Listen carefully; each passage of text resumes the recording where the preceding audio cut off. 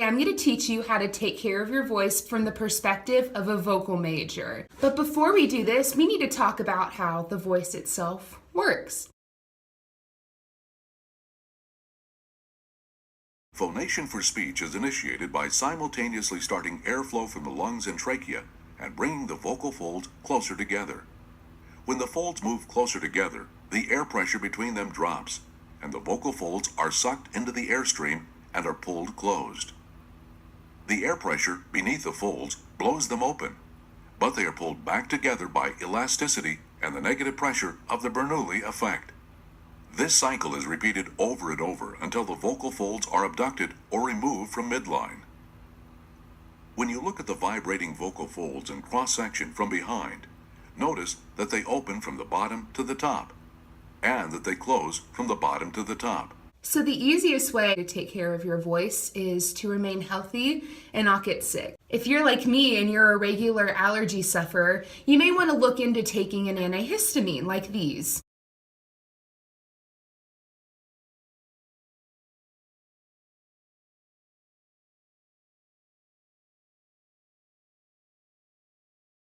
Or a nasal steroid like these.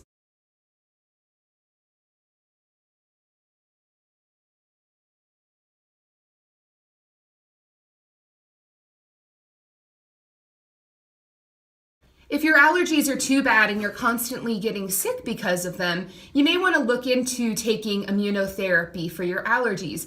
This can be done in either two ways. Number one, shots. And number two, allergy drops.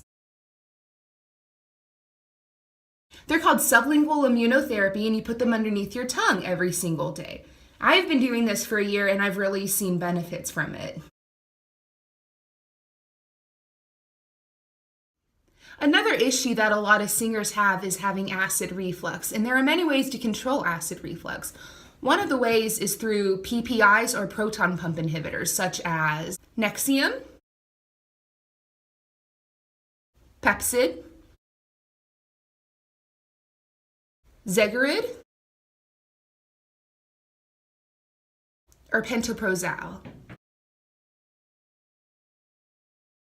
If you suffer with acid reflux less frequently, you can take an antacid to keep the acid down after eating, such as Gaviscon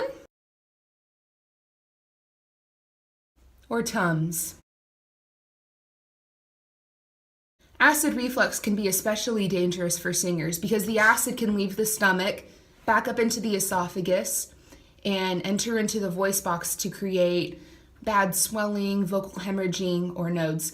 The voice box itself is very, very sensitive to acid, more so than the esophagus itself. So that's why it's very important for singers that have acid reflux to keep that under control as much as possible.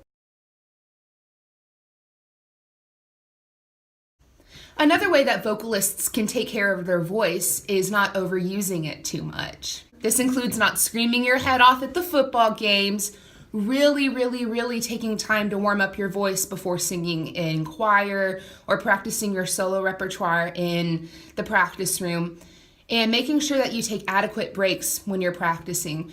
Maybe sing for 30 minutes and no more than that before taking a break. It is also very important not to clear your throat a lot. As a frequent allergy sufferer or someone that just has the bad habit of clearing their throat, this can be really damaging to the vocal folds over time. If you are sick, you really need to rest your voice as much as possible. The last thing you want as a vocal major is to get laryngitis. While we're on the topic of resting your voice, I need to bring up a very important point. It is super duper important that vocalists get a lot of sleep each night. If you don't get enough sleep, then your voice can become very fatigued along with the rest of your body. To help with this, it's very important that you drink a lot of water each day. Some people even recommend drinking a gallon or even a little bit more. Drinking a lot of water will not only keep your body healthy, but it'll also keep your voice box healthy. So these are some of the ways that you can help take care of your voice to make sure that you're healthy and that you can perform every single day. Thank you.